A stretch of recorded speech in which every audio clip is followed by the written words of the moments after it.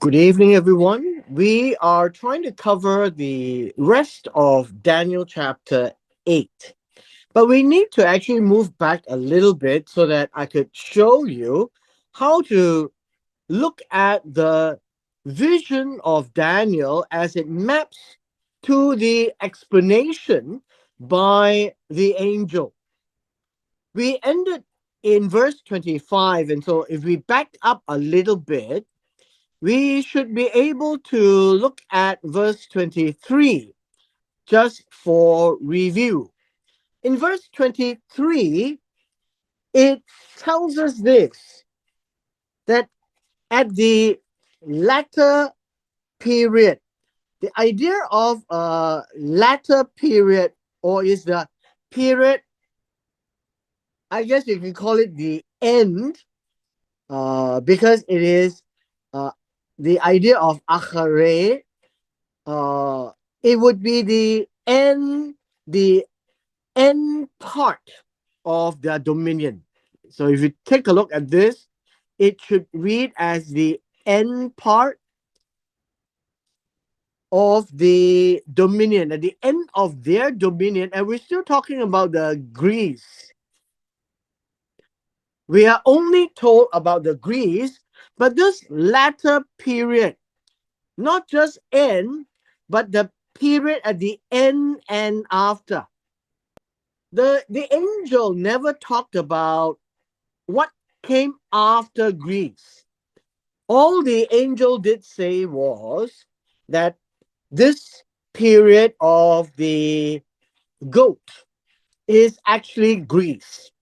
But in the latter period, which is the end, and we can also say that at the after part. So we can actually think of this word to encompass Greece and after. But the angel never said what was this after. And so in our course of study, I had suggested that we were talking about the end part of Greece as well as the Roman Empire that would come thereafter. The text actually tells us that the wrongdoers, which I have indicated that this would be the Hellenized Jews, a king will arise, insolent and skilled in intrigue. The idea of insolent means he is not afraid of anyone. In fact, he's not even afraid of God himself. And then it says here, and his power will be mighty, but not by his own power. The idea here is it is mighty.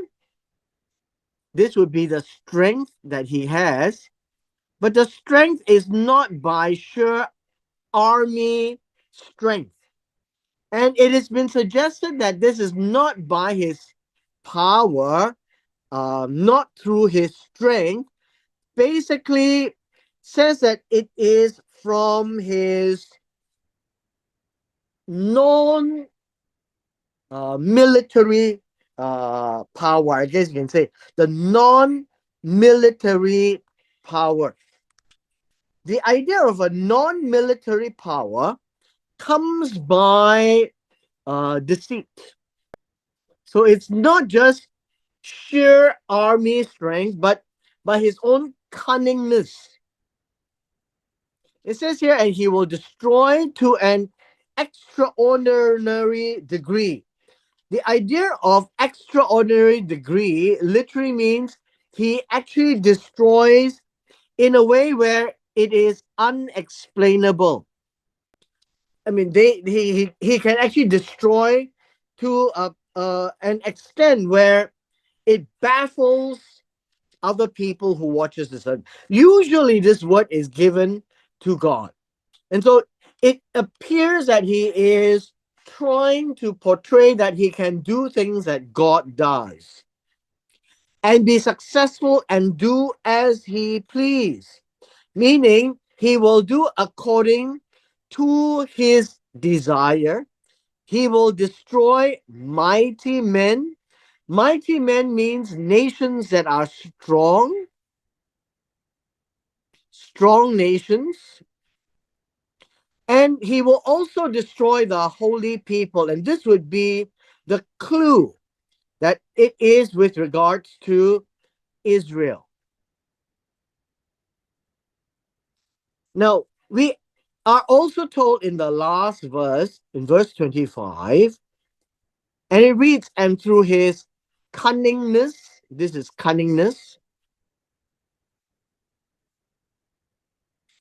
he will make deceit a success by his influence. Verse 25 really tells us that he will be making deceit a success by his own hand, his his hand, and hence it's translated as influence, his ability. And he will make himself great in his own mind, and this mind here is heart. And when we talk about heart, it means that it is his decisions, his mind, how he decides to do things. And then he will destroy uh, many while they are at peace. It is not ease, at peace. When everybody thinks that it is peaceful, he will come and he will destroy them. And then it says he will even uh, stand against the prince of princes. Oppose is to stand against. To stand against even God. But he will be broken without human agency. Now, this word human agency literally means uh, his end, his finality. He will be broken means he will be broken in the end. You can say without hand. That's the literal Hebrew rendition. And that means that he will not die in battle. Nobody is there to kill him. And so it is a mysterious death. And so I want us now to draw our attention to read from verse 10. Now, verse 10 onwards gives us this depiction of this insolent king or this insolent ruler. This horn grew up to the heavenly lights, and some of the lights, and these words would be hosts, right? The hosts of heaven. Hosts would mean the angels and would mean Israel. And that some of the hosts, this is not stars, some of the hosts, it threw down to the earth and it trampled them. So it shows that this horn is very brutal, it's very powerful. It even exalted himself to be equal with the commander of the army. That would be the prince of princes. So here we have the contrast. And it removed the regular sacrifice from him, and the place of his sanctuary was overthrown. Now, this is where we would have to pay attention that the daily sacrifices will be cancelled. His sanctuary, the temple, will be thrown down, will be cast down. It also reads this: because of the offense of the army will be given to the horn along with the daily sacrifice, and it will hurl truth to the ground and do as it pleases and be successful. No. So all of these is describing very much these insolent and proud and that kind of a nature of this particular king. Now, again, at the end of last session, we talked about this being Antiochus Epiphanes, The fourth,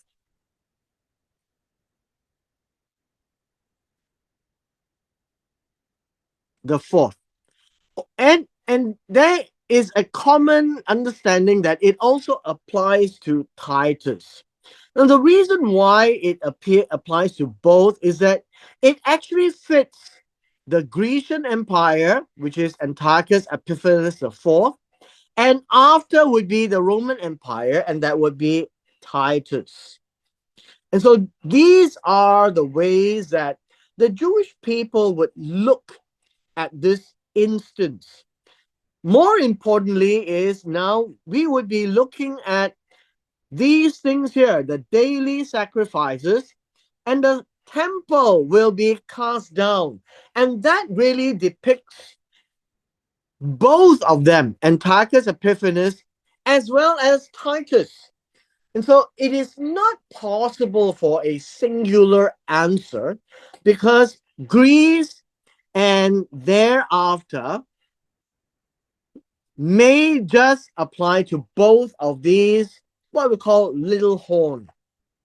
And they will carry on the cancellation of the sacrifice to God, as well as to destroy the sanctuary. The way that Antiochus Epiphanes destroyed the sanctuary was to construct the statue of Zeus. He would also slaughter a pig on the altar. Titus would come in and he would destroy the temple. He would cancel the daily sacrifices as well. And then thereafter, the Roman Empire also built a temple of Jupiter on top of the temple of God. So all of these is just to give an indication that the temple is not going to be there for a while. Now, what is important now is for us to understand in verse 26 and 27, how does that reflect on everything that Daniel had seen? In verse 26 begins this way. And the vision of the evening and the morning. Now, herein lies a challenge in the translation. The translation should read the evening and the morning, or the nightfall and the morning.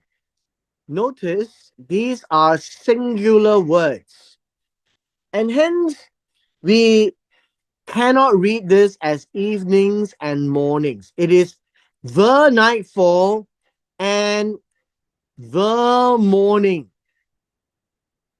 Now, in the Hebrew, it says that this would be the Erev and this would be the Boker. Now we see this word in Genesis chapter 1. And there was evening and there was morning and it was the first day.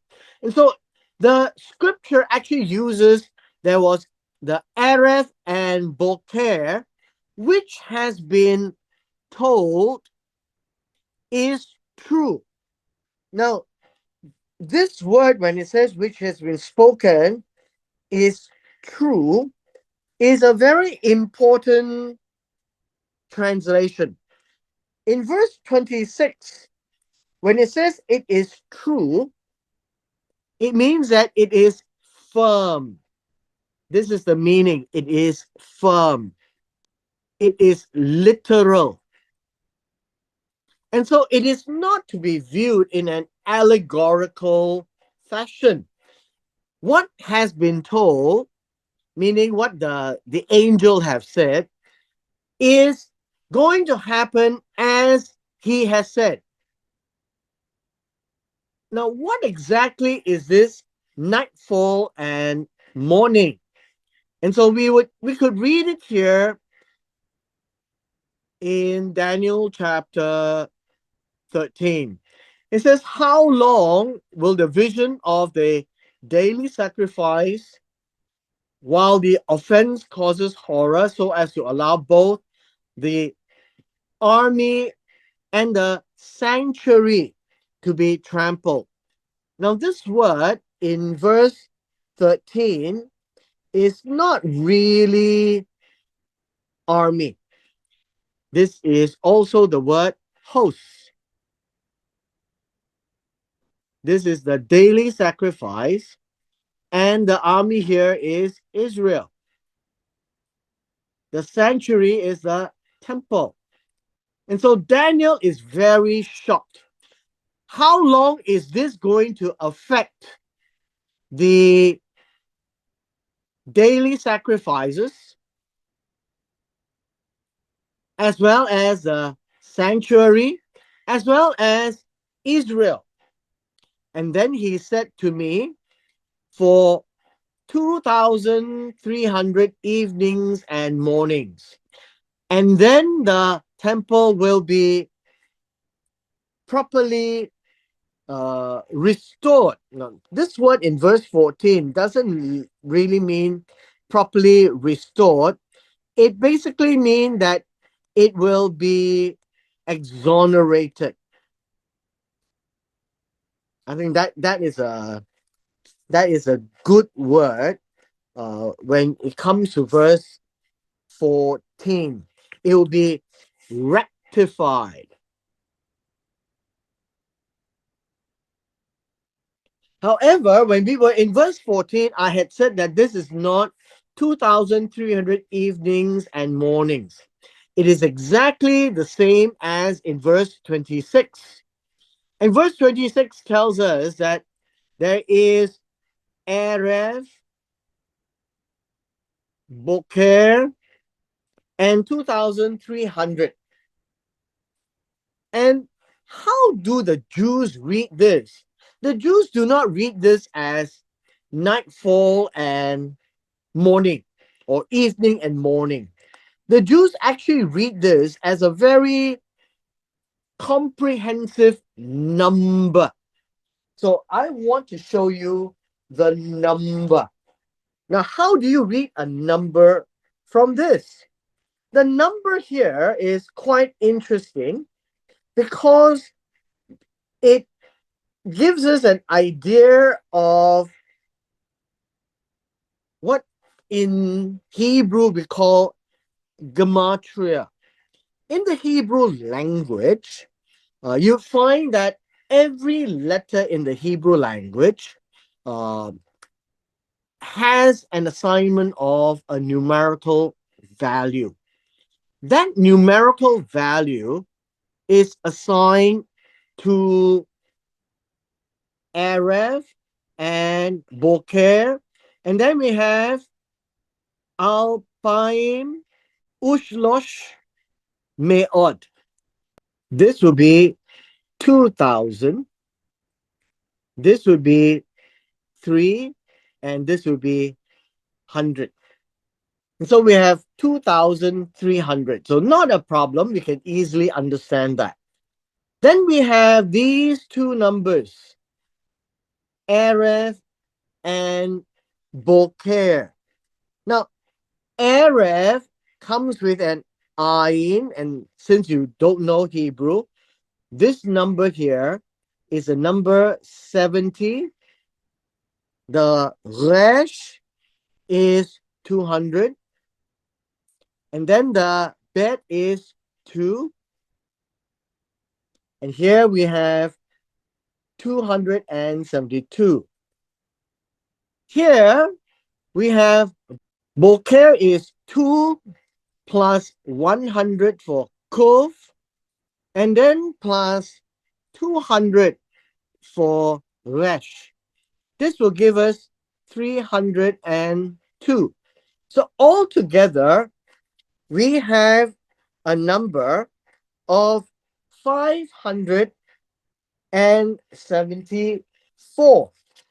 This is a very interesting way of looking at things, but here, just follow me. We have 302 plus 272. We have a total of 500, 574. And you add this to 2,300, and that will be your full amount. The entire number here is actually 2874. 2874. And so that is what we have. The total of nightfall and mornings is 2874.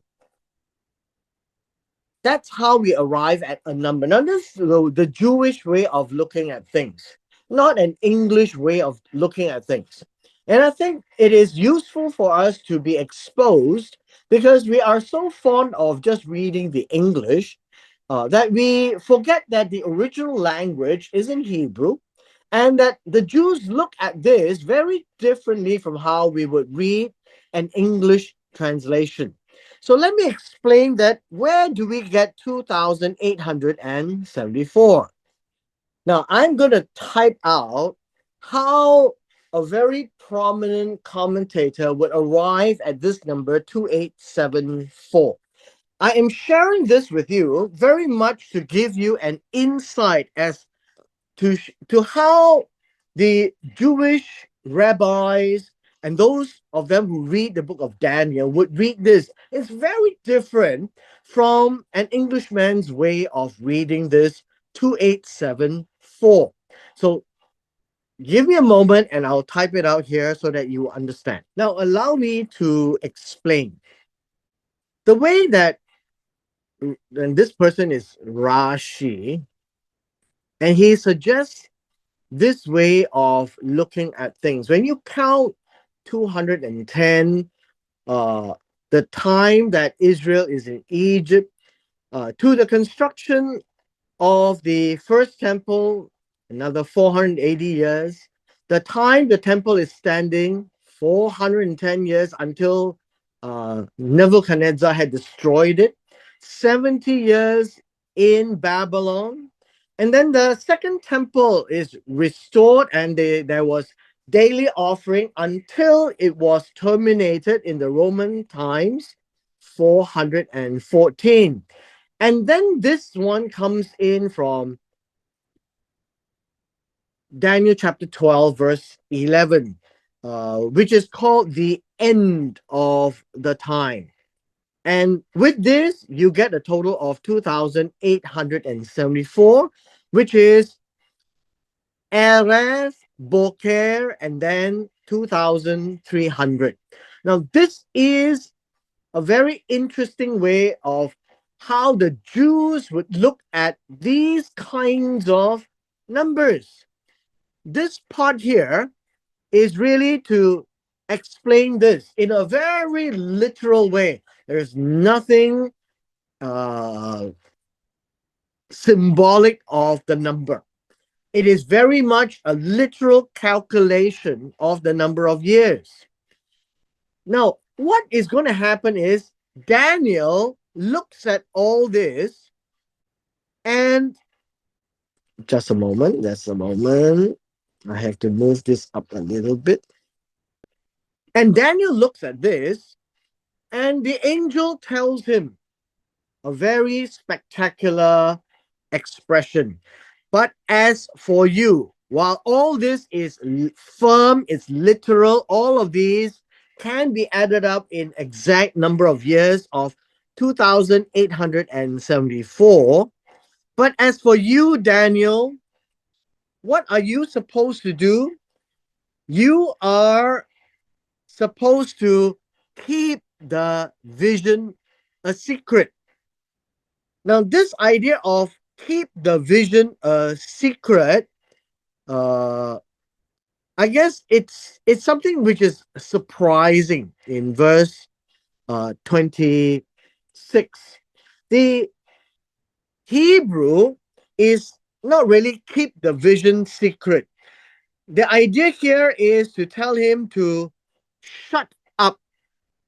This word keep is to shut up. Now, what do you mean by shut up?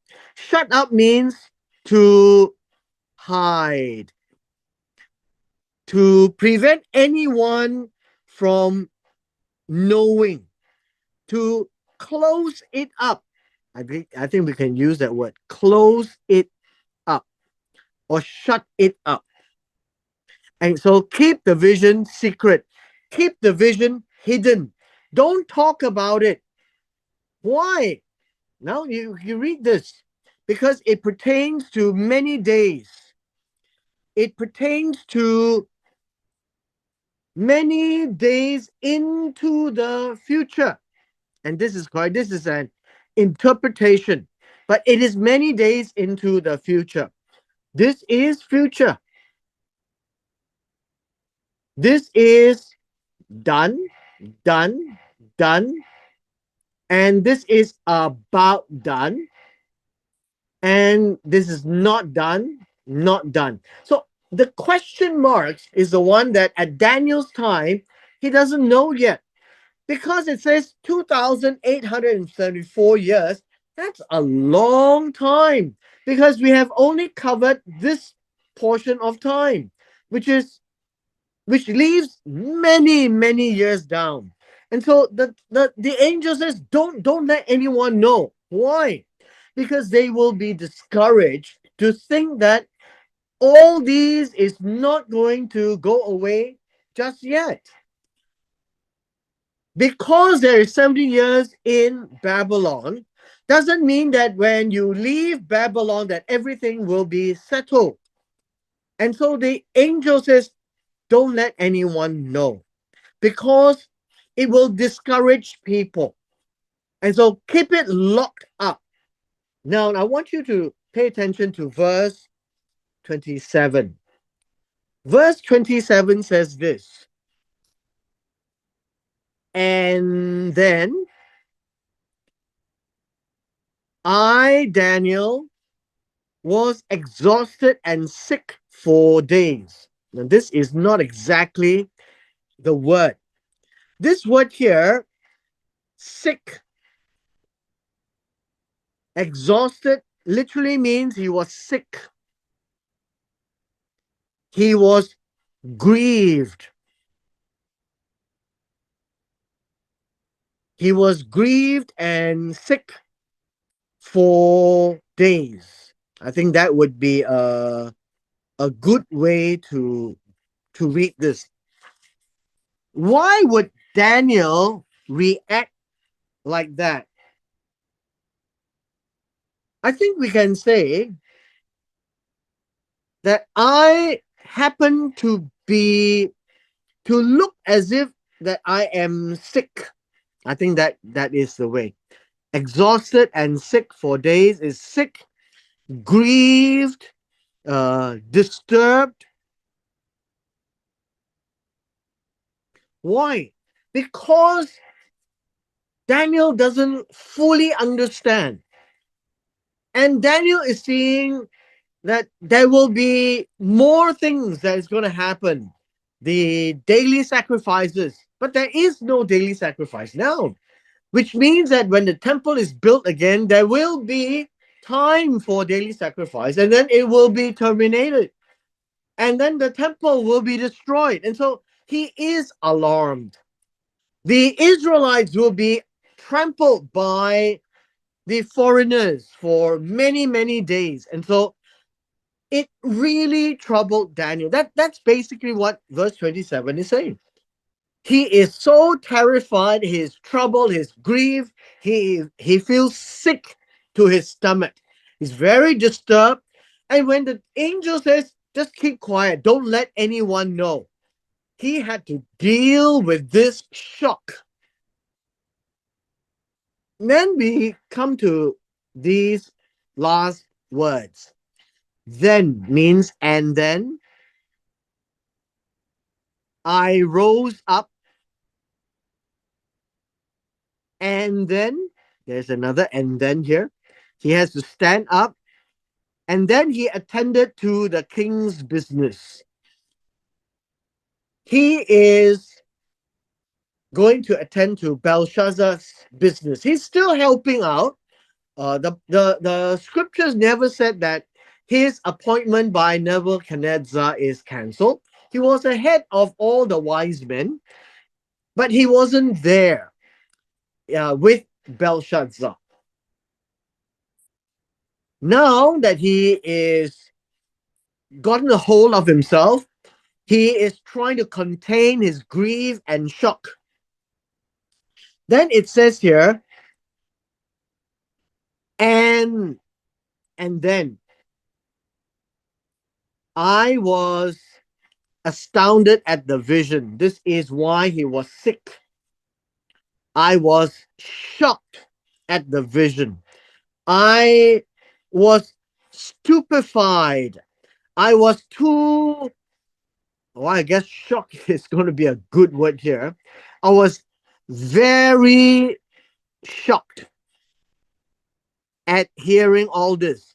He was expecting everything to turn out well, but no. And then it says, and there was no one to explain it. Now, this is not the way to translate. So let me just correct this. And no one understood.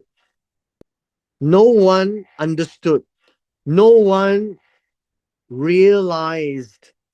Right? No one understood and no one realized. Why? Because Daniel kept his composure. He was told to shut it up, meaning nobody else is supposed to know, not just yet. And then he has to go around doing his usual work, his official capacity, and he cannot show his shocked face. And so the end of verse 27 tells us that as shocked as Daniel was, he went about doing his work, and no one knew what he had actually seen. Now, let me just do a quick conclusion here. Whenever we read of visions, as what we have seen Daniel seeing the visions and asking the angel what it means, you must always understand that this is told to us in a very literal fashion, and we are supposed to understand it that way. The first one was Medo-Persia, where you've got a ram that has two horns, one longer than the other. And then you've got a he-goat with a protruding horn that conquered everything. And so we had Medo-Persia and then Greece. And then we have the four kings that came after Alexander the Great, because we're now looking backwards. And then there would be Antiochus Epiphanes, and then the Roman Empire that will come, which is not mentioned here. It just says that after the Grecian Empire, something may come. Now, why am I saying this? I just want to point out to you that all these visions have to do with Israel. If it has nothing to do with Israel, then it is not in the vision. There are other kingdoms that has nothing to do with this vision. And so, the China kingdom, the South American kingdom, and all the other kingdoms that's not in the Middle East, it's not important to us.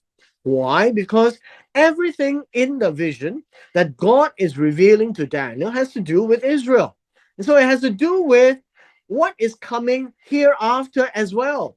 And God is giving Daniel a feel that there are still many, many days to come.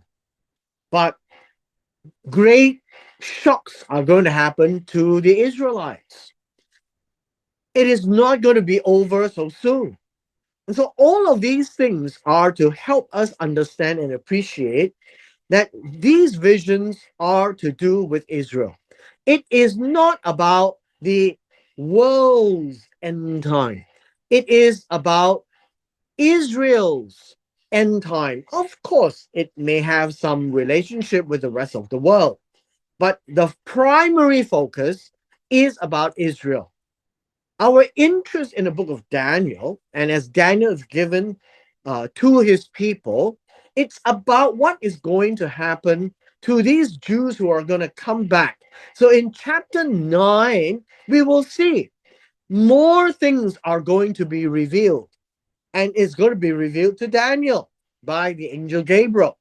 And so remember, please bear in mind, we're looking at this in a very literal sense, and the years are to be counted, and the events affects Israel, affects the Jews who are about to go back to Judea to rebuild the city of Jerusalem and to rebuild the temple.